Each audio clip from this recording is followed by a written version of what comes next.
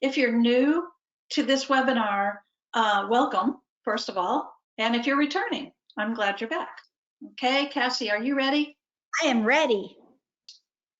Good morning, everybody. I am coming to you from beautiful Arizona. It is about 100 degrees here already, but it is beautiful in the desert. So I hope everybody is well and your family is well and everyone is safe. And thank you for joining us today. And I just wanted to thank Lorna for having me again. This is my second webinar and I love being on here sharing my experiences and kind of what I do at my school and what we've accomplished, and hopefully it'll help you out. So today is just called Marching On Montessori at Home, because we know that you've all been at home with your children and you have been continuing the beautiful work of Montessori in your home. And we just wanted to give you a inspirational kind of boost to let you know that you are doing enough and that you are doing what your children need, because you are the parents. You are their very first teachers. You know how to teach, and you're teaching your children every single day by just living, by being role models, by being kind and compassionate, by teaching them all different practical life skills. And so we wanted to just reassure you that you're doing enough. And welcome, lots more people have come. I'm Lorna McGrath and I am your host at the Montessori Family Alliance Tuesday webinars. And with me today is Cassie Mackey, and she is from Arizona. She's from Arizona. She is the principal of you're going to have to tell me the name, but it's a charter school. Center Charter School. Yeah, and we're excited to have charter school with us, someone from a charter school, because most of the time my guests are from private schools. So I love having magnet schools and charter schools and private schools. We're all doing what we can for our children. So without any further ado, we'll go ahead. So I won't repeat what I said earlier, but we just wanted this to be a inspirational webinar to let you know that you are doing just by living life and running a household and working with your children and having relationships with your spouses, all of that is teaching.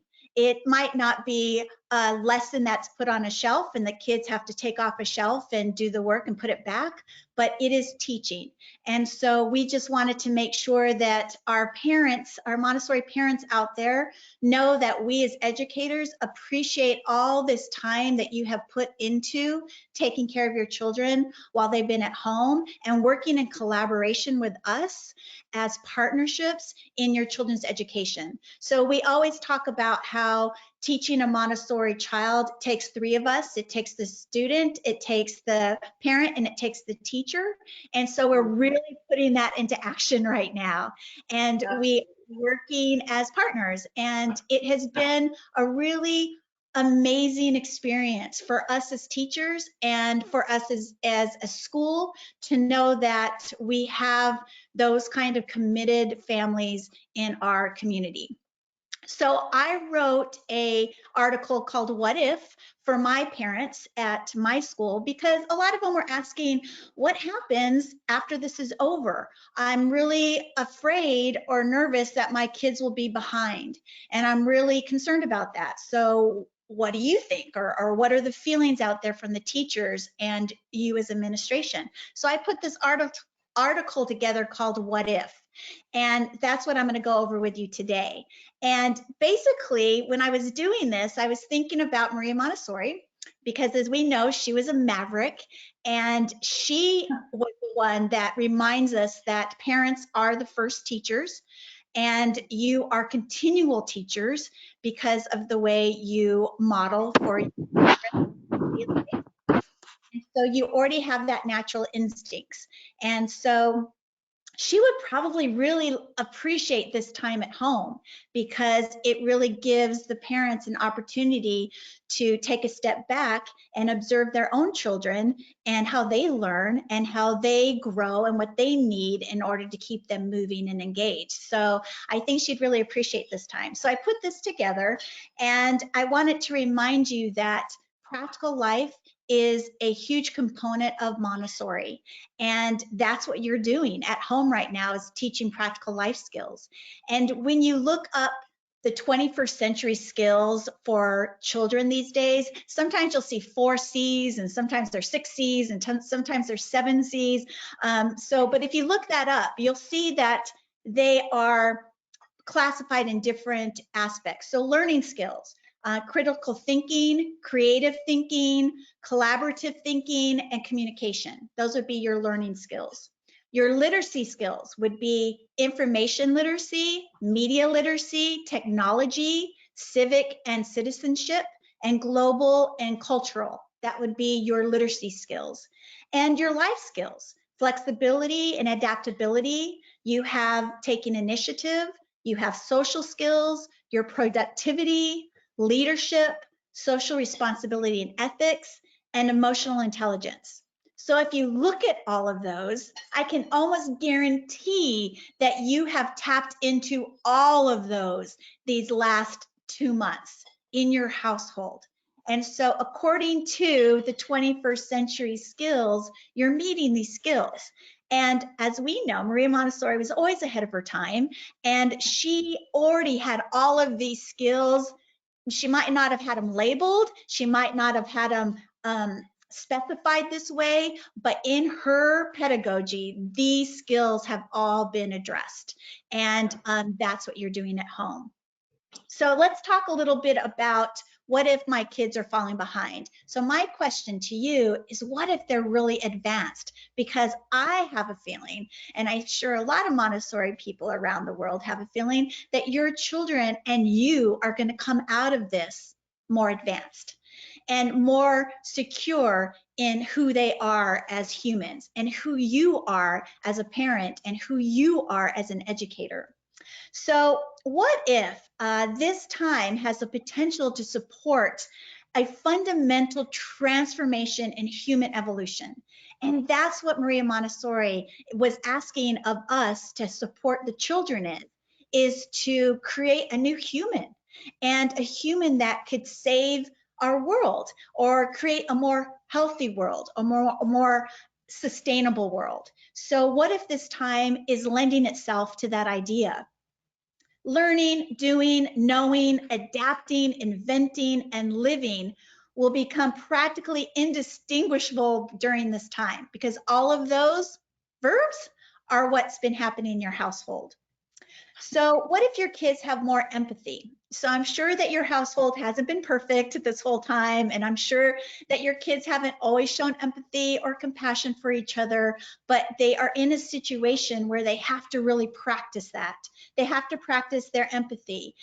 They have to understand what it means to be in a family. What does that look like? How do you enjoy family? How do you enjoy this family time? Because I think sometimes we have been so busy and scheduling our kids that we're running from this place to that place, and they have this to do and that to do, and then we have homework, and then we have extracurricular activities, that we haven't really had the time to just sit back and ask ourselves what it means to just enjoy our family. So that's what this time has been about.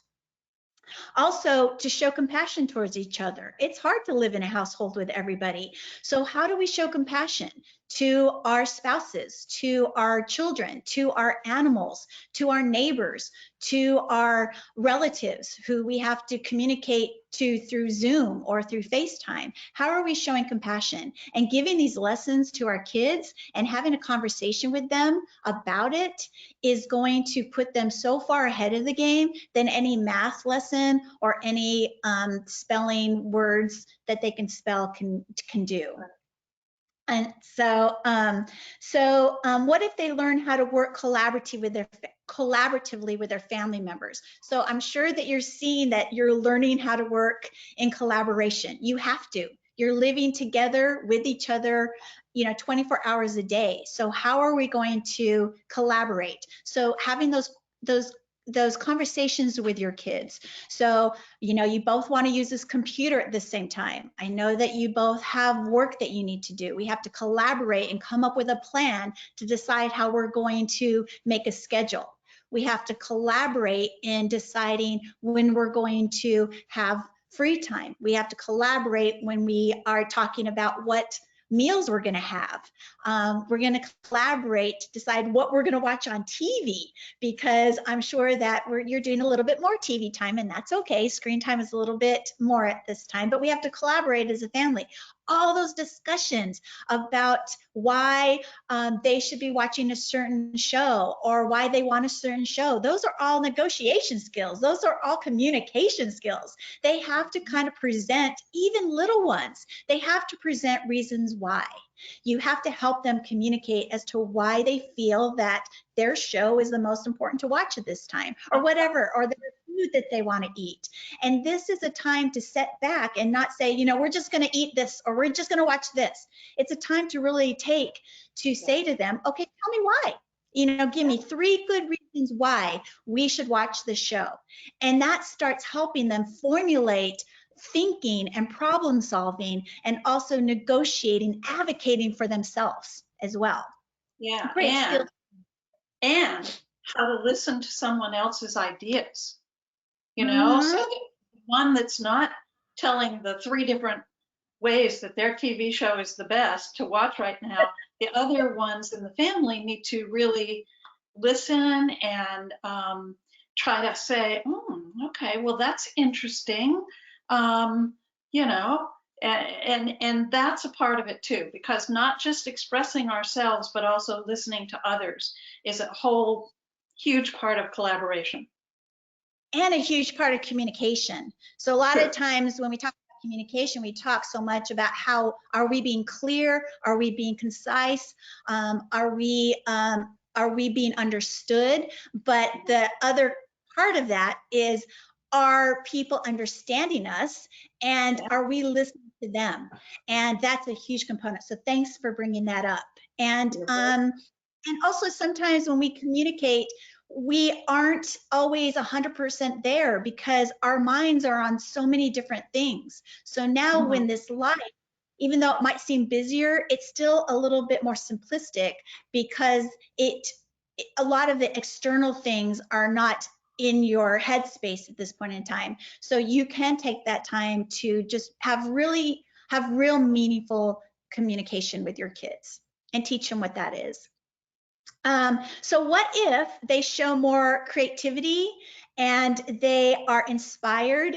And I don't know about you, but the work that we have seen from our kids has been remarkable, because you give them an idea, you give them an opportunity to make something, and they not only reach that expectation, but they always go above it. And I hope that you're sitting there shaking your heads at times thinking, oh my gosh, I didn't know my kids had this in them. I never sat back and observed how they figured out a problem, or how they reconciled something, or how they came against a roadblock and how they went over it, or they went through it, or they went around it. And hopefully you're getting a better opportunity to see how your kids learn, because I know that teachers will tell you this is how your kids receive information, this is how they digest it, is how they metabolize it, and it's probably been very beneficial for you to see how they actually go through a whole process in completing a task. So creativity. Interrupt again. And I just want to say this because I've heard, over the last couple of months, I'm starting to hear the word bored. People saying someone's bored, the child is bored at home. Remember that old saying, necessity is the mother of invention. So instead of thinking about it as the child is being bored, let's think about it as, they aren't in a classroom that a teacher has prepared all the things for them, and, and the lessons are there. And so the necessity is they need something to do. And if we allow them, they will become so creative, so ingenious, and that is the mother of invention. They will figure out how and what they're interested in with maybe a little help from you, but not much. You know, let them go, let them. And if they say, I'm bored, say, I wonder what you could do about that. I wonder how you could fix that. Mhm. And let them think, let them problem solve, because they may come up with something really that you never think of. And jumping off that, so in our community, and what I say to my parents is, so we don't allow our kids to use the word bored. So it's up to you if you want to instill that in your household. So what we say in our community is that we give the kids the power. So create your own day. So you're in charge of your day. So I always say to kids when they say I'm bored, I'll say, well, you get to create your day. You create your day. You get to create your life. So you tell me what you want to create. So parents, don't think you have to entertain your kids every minute of every day, or that you have to come up with the ideas. Because if you give them that, if you empower them and tell them every day, every morning before school starts, right before we start our work cycle, I say, create a great day for yourself. And then I always say, create a great day for others.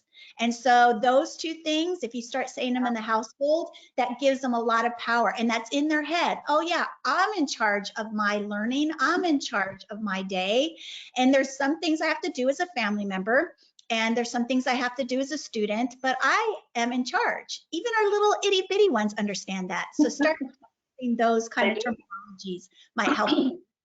And what possibilities do you want to create for yourself? You know, it's up to you. So those are some terms that you can use in your household. So, and I'm sure the kids are being entrepreneurs at this time as well. We've had a lot of kids who are, you know, making meals, and they're having little restaurants in their homes, or they're, you know, they are coming up with art things that they're selling to their siblings. And so you can look at these times when they're creating things as being entrepreneurs. They're being their own business managers because they're coming up with a plan, and then they're seeing their plan through. And like Lorna said, you might have to help them a little bit, but these are all the starts of great business owners, because they are coming up with ideas and then they're seeing it through to fruition. Absolutely. And there are lots of good causes right now that Ugh. some of your, especially elementary students, they are really into the whole idea of what the heck is money? What can it buy? What can it do? How can it be used in a positive, useful way? And right now, there's lots of things that they could be thinking about in terms of that, helping others. And that goes back to the empathy and compassion thing that Mhm. we talked about before. But those two things can work together to create some good things happening for people who are in need right now. Great. I mean, just a simple act of writing letters. So, you know, some of you might still be going to the grocery store. Let's write a letter to this grocery store because they're staying open for us. Let's write a letter and thank them. You know, let's drop letters off at, you know, or for our postman. Let's leave our post people. Let's make sure that we have a letter for them. So there's so many opportunities to show that compassion and empathy. And we always like it to start at home. So it can even be a simple letter to grandma and grandpa, or to an uncle or aunt, or to a neighbor that you know is lonely or by themselves. And so you're showing that these small acts of compassion and empathy mean a lot to these people. And it's not through a text, and it's not through a phone call, it's through a child putting their words down on paper and illustrating something. And that can make a person's life that day. It could really bring so much joy into their household. And For that's another sure. thing I'm glad I the word joy is. Our main goal through this time at home were two things. We wanted to make sure that there was joy in the household. And the second thing was we wanted to make sure that the love of learning was still there. So if you Mm. keep those two things in mind, then you know you're on the right track. Are my kids joyful? Now, they're not going to be joyful all the time, but when they're engaged in activities, are they joyful? If that's a yes, then great, you've already won. They've already won. You've already succeeded. And if you ask yourself, are they still learning? Are they still interested in doing things? Then that is the main goal, because we want them to love learning, and we don't want them to think about this time as, ugh, you know, I hated being on that computer. I hated doing this work, but I really, really love doing stuff around my house. I learned so much. We had a kid put in a new tub, and we had a kid put in a fan, and we had a kid make a dresser, or put together a dresser just this Wow. week. And so that's learning. That's it. You know, so they didn't do their math this week. Yes, they did.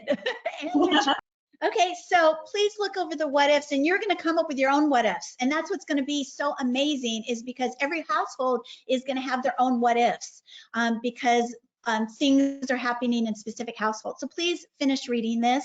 And it was written out of love, and it was written out of just feedback from parents from my school. The other thing that we did is, well, to sum up the what if our kids come out so far ahead? And what if that after this, we have created leaders who are going to heal our world and take care of our earth? And that is my hope. That is all our hope, is that this will turn into a bright light for our world. Oh, so thanks everybody for joining us today. We really do appreciate it. Cassie, I'm going to get you back here again another time. Hey, keep marching on, everybody. Absolutely. Bye for now. Bye.